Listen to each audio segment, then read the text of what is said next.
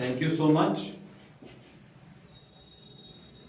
Open mic, अभी हम लोग बात कर रहे थे कि जो ओपन माइक है ये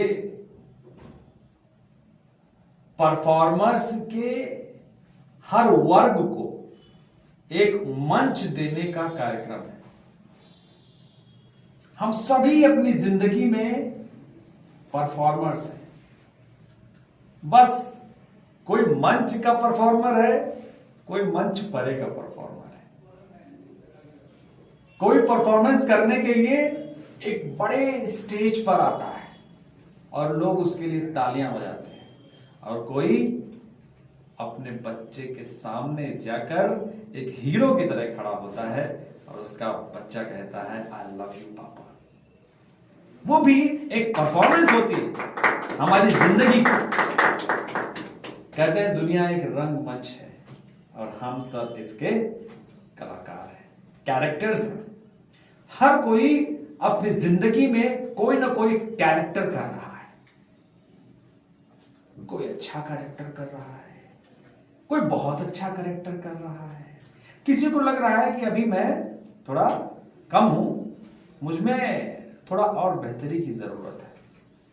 लेकिन कैरेक्टर हर कोई कर रहा है। पता है, जब हम पैदा होते हैं ना, तभी से हम कैरेक्टर करना शुरू कर देते हैं। याद है जब मां हमारी भूख को समझ नहीं रही होती है, मां अपनी सहेलियों के साथ वार्तालाप में और हंसी ठट्टे में बिजी होती है, तो हम एक ऐसी क्रंदन की आवाज निकालते हैं, क्या क्या क्या क्या करते हैं कि मां को लगता है कि अब तो हमारा बेचारा बच्चा जो है बहुत बड़ी मुसीबत में है। भाग के आती है, अपने बच्चे को अपने सीने से लगा लेती है। वैसे ही हमारी एक्टिंग बंद हो जाती है। तब हमारी एक्टिंग को गवर्न करता है ऊपर वाला, प्रकृति। लेकिन जैसे ही हम सोचने समझने लायक हो जाते हैं तो फिर से हम एक्टिंग करना शुरू कर देते हैं। कभी जब हमारी मनपसंद कॉपी, मनपसंद साइकिल, मनपसंद स्कूटर हमें नहीं मिलती, तो हम एक्टिंग करते हैं डिप्रेशन में चले जाने की। हम एक्टिंग करते हैं रोना सा चेहरा बना लेने की। हम एक्टिंग करते हैं कि नहीं, अब ये तो भाई हमारे जीवन का सबसे बड़ा काम, अगर पापा हमको यह न दिलाए तो समझ लो कि हमारी जिंदगी बेकार है। उस समय भी हम एक एक्टिंग कर रहे होते हैं और अपने पूरे पूरे परिवार को क्या कर रहे होते हैं, अपनी मुट्ठी में कर रहे होते हैं। क्योंकि हमारा परिवार हमारे टैंट्रम्स को, हमारे हर एक नाटक को देखने के लिए तैयार होता है। बहुत खूब सर। और वो आदमी जो अपने परिवार के साथ ये सब कर रहा होता है और अपनी बात मनवाने के लिए सारी चीजें टैंट्रम्स दिखा रहा होता है, जब वो मंच पर आता है और उसे कोई वही कैरेक्टर कहिए कि वो मंच पर करे तो बड़ा मुश्किल हो जाता है उसके लिए।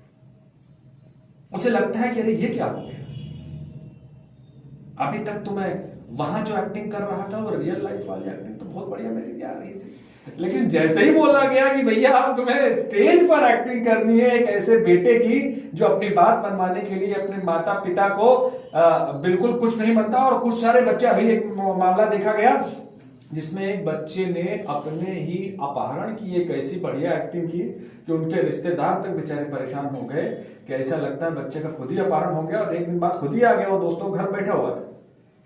तो भैया ऐसे लोग भी होते हैं जो अपनी एक्टिंग को इतना फाइन करते हैं, इतनी बढ़िया ट्यूनिंग होती है इनकी एक्टिंग की कि रियल लाइफ में लोग नहीं भांप पाते हैं कि आखिर वास्तविकता क्या है और एक्टिंग क्या है।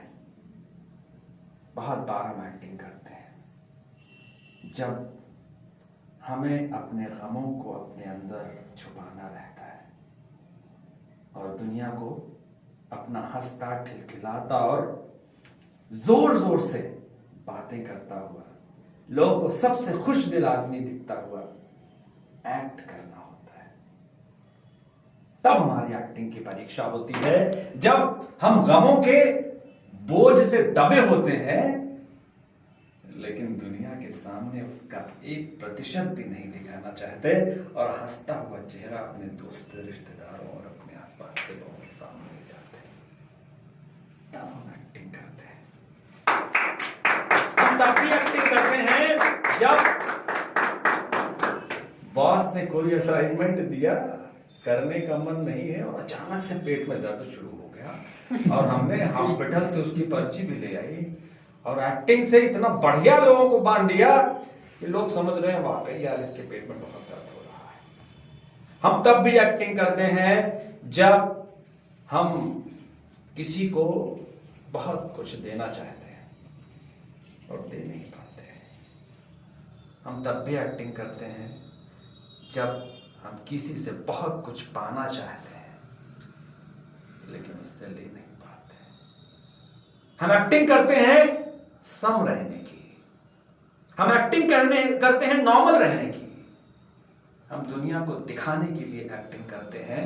लेकिन जब अंधेरे कमरे में अकेले अपने आप को अपने आप के साथ पाते हैं तो रियल एक्टिंग तो तब होती है जब हमारी तकिए का गिलाफ, हमारे गद्दे की सिलवटें और अंधेरे के तमाम ऐसे लोग जो हमें देख नहीं पा रहे होते हैं, उनके सामने हमारे आंसू, हमारा दुख, हमारा दर्द, हमारा क्रंदन और हमारी सिसकियां, उन सभी बेजान चीजों द्वारा सुनी जाती हैं।